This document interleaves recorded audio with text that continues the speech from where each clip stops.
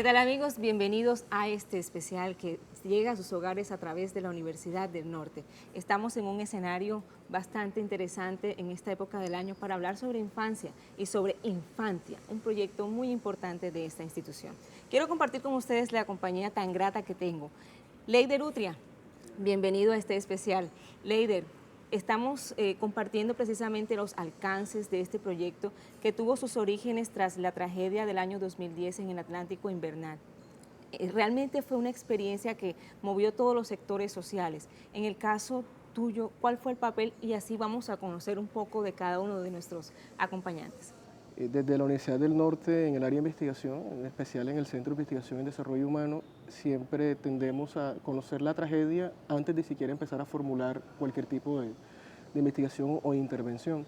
En ese orden de ideas, desde el 2010 fuimos al sur del Atlántico, conocimos el espacio y al momento de regresar, en compañía de todo el grupo de investigación, empezamos a formular distintos proyectos de investigación para, pues, en ese mismo orden de ideas.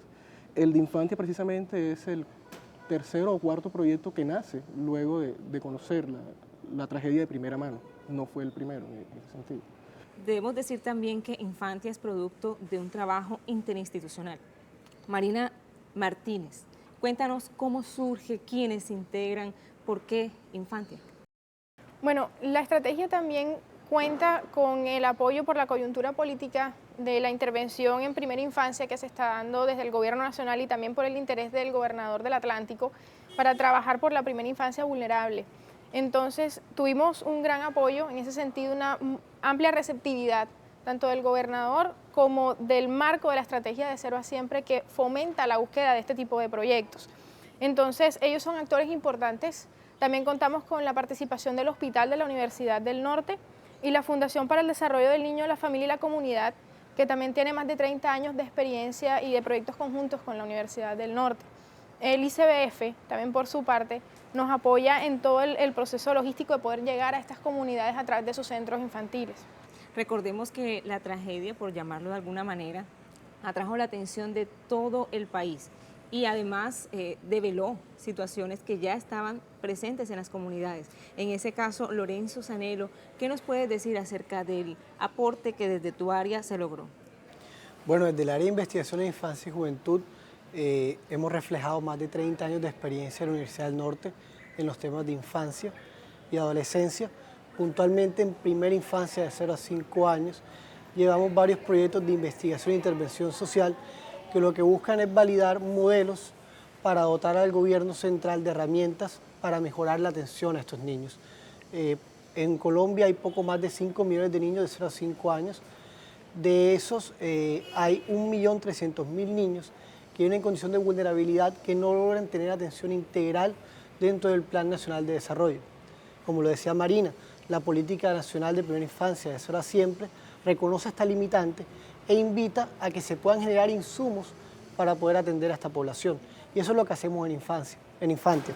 Lastimosamente muchos de estos niños residen en la región caribe colombiana y tienen situaciones económicas, familiares, Que sociales. no solamente, perdón, venían de la época específica de la tragedia, venían de antes. Sí, ya eran condiciones estructurales de estas áreas rurales que la tragedia las agravó y también las volvió visibles a nivel nacional. La coyuntura política, especialmente el gobernador del Atlántico, el doctor Segebre, tiene un interés muy marcado por la primera infancia y aunamos esfuerzos con la gobernación y desde la Universidad del Norte, con las otras entidades que mencionó Marina, para poder proponer este modelo de investigación.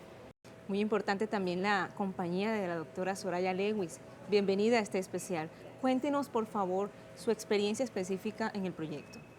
Bueno, realmente Infantia ha sido no solamente un buen aporte de investigación, como todo lo que hemos hecho aquí desde la institución, pero mi aporte principalmente ha sido porque he sido investigadora en el tema de desarrollo infantil durante muchos años, durante mis cátedras que he tenido aquí en la universidad, y me convocan a colaborar con el proyecto no solamente para ayudar a la infancia colombiana, sino también para que a través de la experiencia nosotros podamos no solamente hacer una caracterización de cómo está el desarrollo infantil de estas poblaciones en alto riesgo social, pero también en las prácticas de cuidado que ejercen estas familias para poder estimular el desarrollo de los niños, particularmente de esta región del país que ha sido tan azotada en los últimos años a partir de la tragedia que sucedió. Entonces hemos venido trabajando no solamente en esas caracterizaciones, en demostrar cuáles son las prácticas de cuidado que realizan estos padres, si las realizan o no, los niños, bajo qué cuidados quedan o han quedado a partir de esa experiencia, sino también en intentar desarrollar materiales pedagógicos y todo aquello que pueda aportar de ahora en adelante a partir de infancia para el mejoramiento del desarrollo de los niños del sur del Atlántico. Muy interesante estos conceptos que pues ya venimos desarrollando. Vamos a hacer una pausa. A nuestro regreso les contaremos detalles más puntuales sobre esta interesante experiencia, Infantia.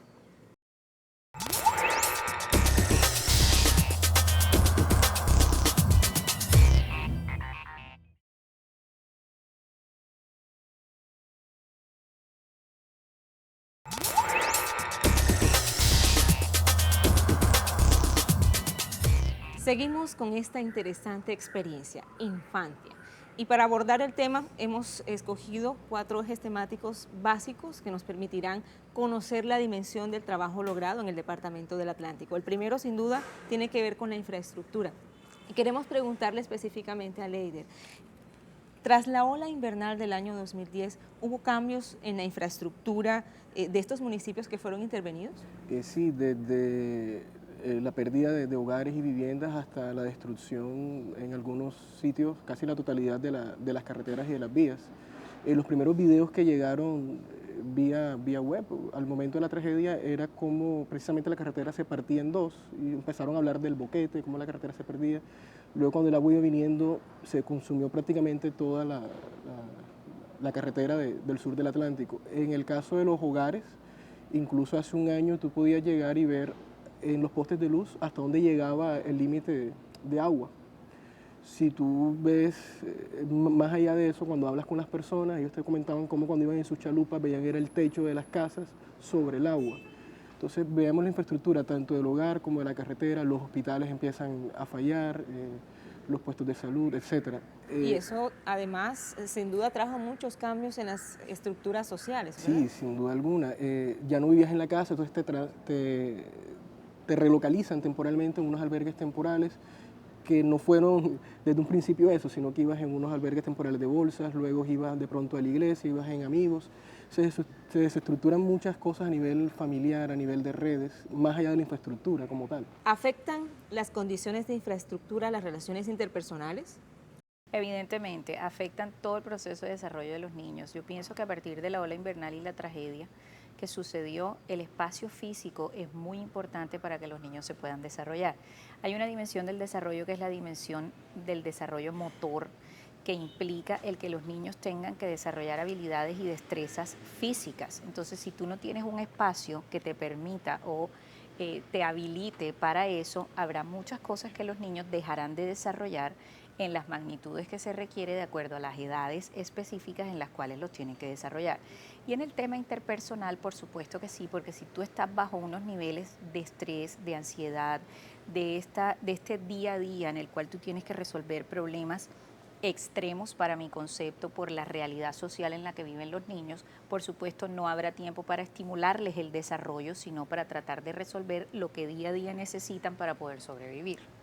Sin duda es un reto también para las familias que afrontaron esta situación. Pero bueno, un segundo tema que es muy importante y que también nos atañe en este especial tiene que ver con las prácticas de higiene, alimentación y cuidado de los niños. Marina, dentro del proceso de investigación en tu área, ¿qué encontraste sobre los imaginarios que tienen los cuidadores o los beneficiarios, mejor, en cuanto al cuidado que deben recibir los niños y niñas? Bueno, fíjate que está muy enfocado en lo que es proteger de los peligros.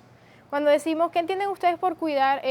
No hay que estar viendo que no se vaya a caer, que no vaya a hacer algo que le afecte a él, digamos, en su integridad. Entonces, pero no hay esa concepción más amplia de que el cuidado también es dar afecto, de que el cuidado es estar con él, jugar con él, de que el cuidado es hacer que los alimentos sean lo más agradables posible para que sean atractivos y él pueda acceder de mejor manera a comerlos. Entonces, o el cuidado cognitivo, por ejemplo, estar acompañando el tema de si está haciendo tareas o no está haciendo tareas. Entonces está muy parcializado a evitar un accidente. Ahora, ¿hay datos específicos que se hayan podido encontrar en cuanto a las prácticas de higiene que tengan estas comunidades beneficiarias del proyecto Infantia? Bueno, mira, algo que hemos visto que ocurre con frecuencia es que los niños están desde muy temprana edad en contacto con animales de cría, como cerdos, gallinas, todo esto. Entonces, los mismos papás reconocen que no prestan mucha atención de si el niño está sucio o no, si tiene contacto con las heces de esos animales y lavarle las manos o estar pendientes de eso. Y también entonces se identifica que por a veces la escasez de agua que también se ha encontrado, no se baña el suficiente número de veces, o los implementos, por ejemplo, el tetero, estar pendiente, sino que se vuelve y se sirve 3 y 4 veces en el mismo tetero que de pronto se ha quedado allí mosqueándose o ha estado durante mucho tiempo ya con suciedad. Entonces uno sí encuentra que hay muchos elementos que tienen que ver con las mismas condiciones en las que ellos se encuentran y que pueden, digamos, carecer de la suficiente higiene necesaria para evitar un impacto en salud. Entonces vemos que, por ejemplo, los indicadores a nivel de enfermedades gastrointestinales son altos. Muy interesante, Marina, pero debemos hacer una pausa. Ya regresamos con este especial de Infantia.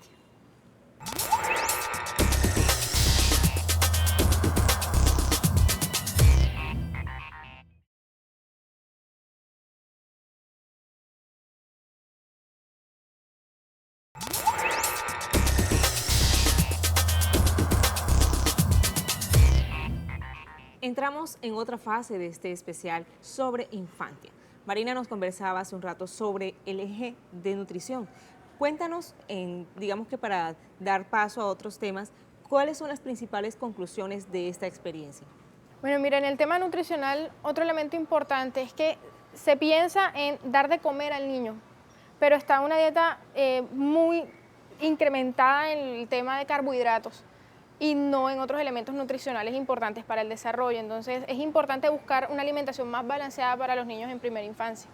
Esto sin duda, pues para contextualizar a nuestros receptores televidentes, pues se da en el contexto de la tragedia de la ola invernal del 2010 y lo que a la fecha ha ocurrido con estas comunidades. Pero también la estructura de la familia, la economía familiar ha tenido mucha tela que analizarle, ¿verdad, Lorenzo? En el caso de estas familias que han sido intervenidas, respaldadas por el proyecto Infantia, ¿cómo subsisten? ¿Cuáles son las formas en que su estructura o la economía familiar se ha visto afectada tras el episodio ocurrido? Bueno, hay que recordar que la tragedia invernal 2010-2011, cuando se rompe el muro de contención del canal del dique, lo que hay es una fractura fuerte, considerable, no solamente de la estructura familiar, sino también de la estructura económica de estos municipios. Ellos estaban acostumbrados a tener cultivos de pan coger, animales de cría, que generaban, digamos, menos presión económica en su gasto cotidiano. Cuando esto sucede, empiezan a tener que hacer el gasto de esta forma de alimentación, lo cual genera una presión económica mucho más fuerte. Pero a la vez, ellos habían perdido su sustento, su actividad que era primaria tradicionalmente, pesca, agricultura, ganadería, tienen que verse forzados a pasar al sector informal, especialmente de servicios. Entonces lo que encontramos es que hubo rápidamente una tercerización espuria en la economía de estos municipios. Se pierde la forma tradicional de subsistencia porque durante muchos meses el suelo queda inapto para ser cultivado, entonces se pasa forzadamente a actividades como el comercio informal, el mototaxismo, y esto tiene implicaciones familiares en cuanto a la dinámica porque el horario tradicional se parte. Ya la forma de sustento es diferente, se tienen que comprar alimentos que han sido traídos desde el centro del país o desde otras regiones, desde otras partes de la región Caribe, lo cual sobrecostea la canasta familiar y de un momento a otro también muchas de las familias, parte de ellas se ven migradas hacia otras partes de la región o hacia otros países como Venezuela, entonces genera una dependencia muy alta del tema de las remesas. Ahora que mencionas región, Lorenzo, nos pone a pensar, o sea, esto si bien ocurrió en el Atlántico, tiene una repercusión regional en el desarrollo, si lo miramos desde la perspectiva económica? Sí, antes de la ola invernal ya habían condiciones estructurales en el sur del departamento que afectan el desarrollo infantil y que son compartidas por muchas partes de la región Caribe y también de la región Pacífica colombiana, que son las más rezagadas en comparación con el promedio nacional. Cuando sucede la tragedia, las implicaciones directas son las siguientes. Por un lado, tiene que haber un gasto muy fuerte del Estado para poder hacer frente a esta problemática, pero no estaba preparado el Estado para poder responder, y eso lo podemos ver, por ejemplo, en el caso de los albergues, que eran albergues temporales, pero aún a mediados de 2012, casi 2 años después de la tragedia, había más de 1.200 familias residiendo en esos albergues. A principios de este año, 2014, según la Secretaría de Infraestructura del departamento, todavía había aproximadamente 400 familias en estos albergues que fueron diseñados para durar pocos meses. Entonces la dinámica cambia totalmente. Mucho, sin duda. Pero esto también nos permite entrever problemáticas sociales, ¿verdad? En el caso específico de estas comunidades, doctora Soraya, ¿cuáles fueron los problemas sociales que usted o pues el grupo interdisciplinario encontró? Pues yo creo que los problemas sociales, unos no diferentes a los que ha vivido nuestro país de generación en generación, pero otros que también resultan de la tragedia, precisamente por lo que decía Lorenzo, y retomo el tema de cómo la dinámica familiar cambia, lo que termina afectando en últimas el desarrollo de estos niños, pero también la influencia social que se genera sobre estos niños. ¿Por qué? Porque empiezan a asumir unos patrones de conducta diferentes, sobre todo que los niños entre 0 y 5 años aprenden mucho por imitación. Entonces comienzan a imitar malas conductas, comienzan a imitar cosas indebidas de los adultos, pero que en últimas, al no ser corregidas ni tener las prácticas de cuidado coherentes con el proceso y el momento de desarrollo, terminan siendo en últimas no solamente perjudiciales para la sociedad, sino para ellos mismos. Entonces un niño que crece con unos imaginarios y con unos patrones distintos a los que llamaríamos nosotros normales. Entonces impacta de una manera importante. Ahora, si lo miramos desde el punto de vista de institución, por llamarlo de alguna manera, esta experiencia nos deja lecciones, ¿no? En cuanto al tratamiento, a la intervención misma que se da con este tipo de familias. ¿Qué nos puede decir sobre esta? A mí me parece importante retomar ahí un poco lo que han sido los resultados iniciales del proyecto Infantia. Nosotros hicimos una primera caracterización sobre el neurodesarrollo de los niños y encontramos que 6 de cada 10 niños de 640 niños evaluados tiene retrasos en el neurodesarrollo. ¿Eso qué significa? Tener retraso en el desarrollo puede ser por múltiples variables, pero en este caso, viendo las condiciones sociales, ambientales, familiares, podemos hacer conclusiones iniciales, porque el proyecto no ha finalizado, de que este retraso en el neurodesarrollo se debe a que las prácticas de cuidado no están siendo las suficientes para estimular el desarrollo de los niños y que ellos puedan ir teniendo un desarrollo acorde no solamente a la edad, sino al momento que viven los niños en diferentes etapas de su vida. Ahora, yo creo que es importante desde todas las áreas esta última pregunta, porque queremos saber desde toda esta experiencia, pues llamándolo técnicamente de levantamiento de datos, ¿cierto? Desde esta experiencia, ¿cómo evalúan ustedes aspectos a trabajar? Si lo miramos desde la perspectiva de Lorenzo, por ejemplo. Bueno, desde la perspectiva económica, que es, digamos, el componente que yo trabajo en el proyecto, lo que encontramos es que hay determinantes, características de la familia, de su composición económica, del trabajo de los padres, de las condiciones básicas de estas familias que condicionan el desarrollo del niño. Lo que hemos encontrado es que en términos de necesidades básicas insatisfechas están en el promedio entre el 50 y 75%, cuando el promedio nacional es del 25%. Entonces, las condiciones materiales son de gran precariedad, 2 o 3 veces mayor que el promedio nacional. Y eso influye directamente en las prácticas que tienen los padres con los niños y a través de estas prácticas en el nivel de desarrollo de los niños de 0 a 5 años. Mucho por hacer, ¿cierto, Leider? Demasiado por hacer. Sin embargo, aunque hay mucho por hacer, pero hay quienes están trabajando por hacer lo que es lo importante. En el caso del sur del Atlántico, las iniciativas han llovido por montones y las personas han estado receptivas a eso. Cuando la población afectada está receptiva a esos cambios, a esas intervenciones, los cambios son mucho más rápidos y tienen, sí, dan mejores resultados. En un minuto que tenemos, Marina, una lección. Una lección, bueno, que los padres necesitan trabajar más en la estimulación de sus hijos para lograr ganar el tiempo que de pronto ahora hemos perdido por esa tragedia.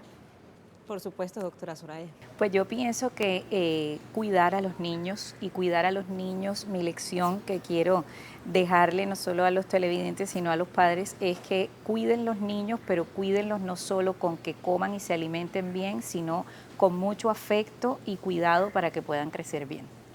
A todos ustedes, muchas gracias por acompañarnos y sin duda a ustedes también desde sus hogares por conocer y profundizar en esta experiencia de infancia. Hasta una próxima ocasión.